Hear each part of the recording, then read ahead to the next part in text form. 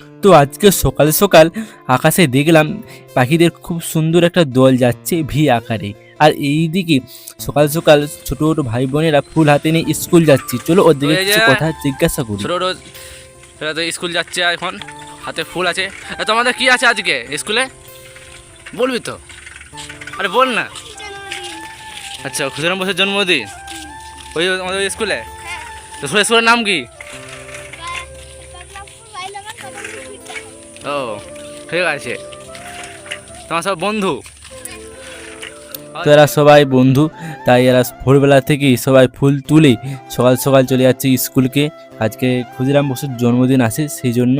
তো এরা দেখেছি, কথা বললাম যে একসময় আমরাও ছোটোবেলায় ছিলাম এরকম, যে আমরাও তখন সকালবেলা সকাল সকাল ভোরবেলা ফুল তুলতে যেতাম। ভোর 4টার সময় উঠে পড়তাম, দিয়ে ফুল তুলতাম। এবং ক্ষুদিরাম বসুর জন্মদিন বলো বা স্বাধীনতা দিবস বলো, স্কুলে যে কোনো অনুষ্ঠান হলেই আমরা ভোরবেলা উঠে পড়তাম, দিয়ে ফুল তুলে স্কুল চলে যেতাম একদম সকাল সকাল। তো সেসব দিন একটা আলাদাই গেছে। এখন সেটা এরা এখন বুঝে না, কিন্তু পরে এরা বুঝতে পারবে।